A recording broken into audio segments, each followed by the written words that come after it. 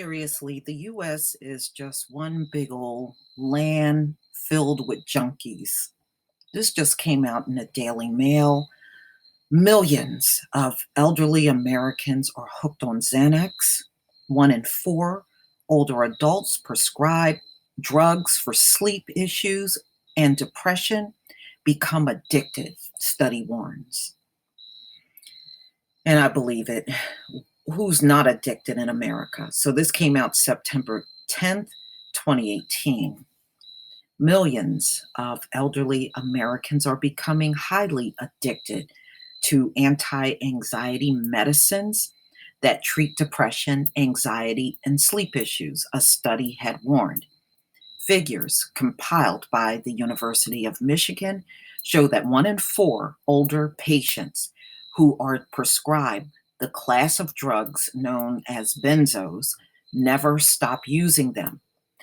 Of the close to 50 million US adults age 65 or older, 9% are prescribed benzos, such as Xanax and Valium, more than any other age group, and the rate of use only increases with age. These drugs are being increasingly scrutinized as drivers of America addiction epidemic alongside opioids as more and more Americans struggle to get off them.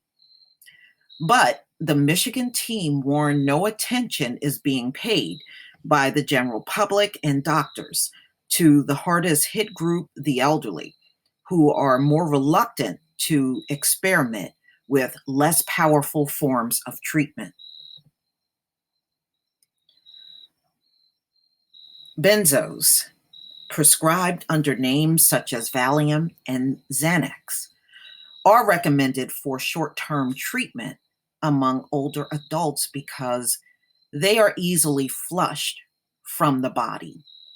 For the study, the team looked at the use of the pills by low-income older adults who were 78 years old on average in Pennsylvania.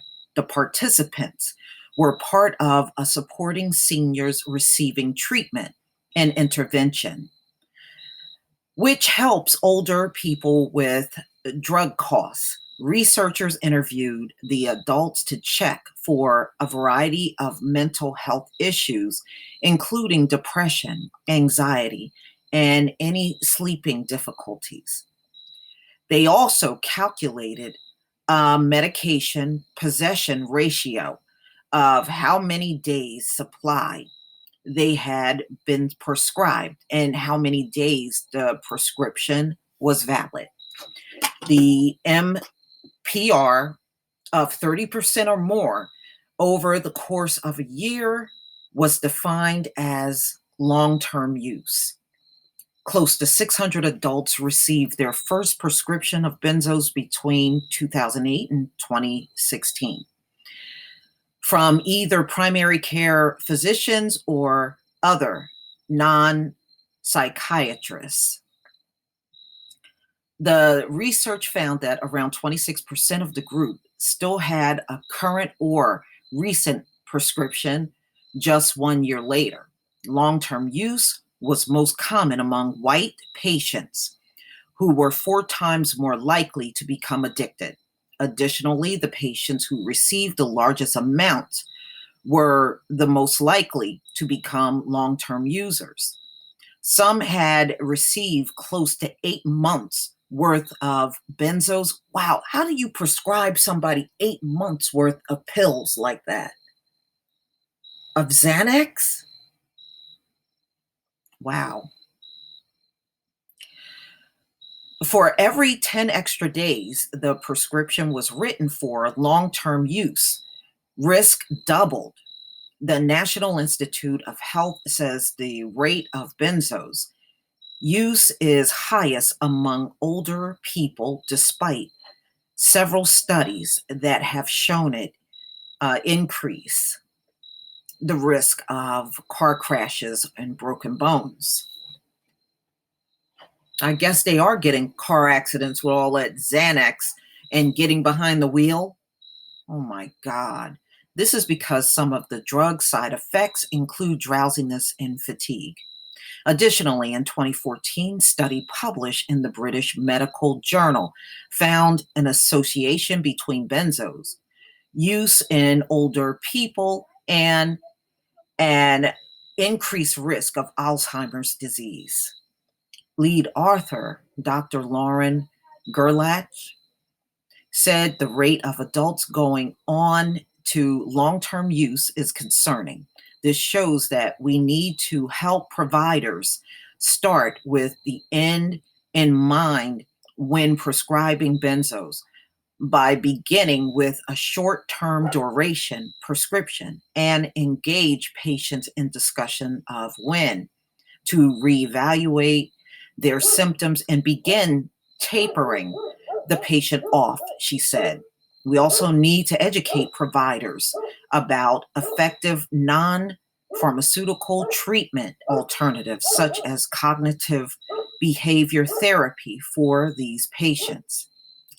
You know, isn't this the same thing that happened with opioids? The doctors overprescribed the pills and then all these people became hooked on it. Well, isn't this the same thing? They're just doing it to the elderly. They're giving them a long-term supply of Xanax and Valium when you're only supposed to be on that stuff for the short term. So it tells me that these doctors just have a normal habit of overprescribing medicine in this country. It is just a normal everyday habit. You know, these people get hooked and they just keep giving them more pills and giving them more pills. That's what it sounds like to me. No wonder why everybody in this damn place is a junkie. She said, though, through interviews, the team found that long-term users were not more likely to have been diagnosed with anxiety or depression, but they were more likely to have sleep issues. However, benzos are not recommended as a replacement for sleep aids because they can cause daytime sleepiness and therefore worsen sleep. Since mental health providers see only a very small minority of older adults who have mental health issues, we need to support primary care providers better as they manage these patients' care, says Dr. Gerlach. We must help them think critically about how certain prescriptions they write could increase the chance of long-term use. Well, are these doctors just stupid?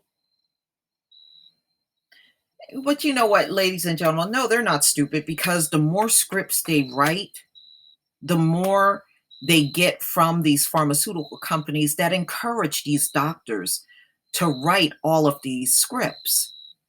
So I'm not too surprised about this, but it's jacked up. Now you got an elderly crowd that are drug addicts too, along with the opioid addicts and your heroin addicts and your fentanyl addicts and your meth addicts. Now you got one more to add on to the list, the elderly, hooked on Xanax and Valium.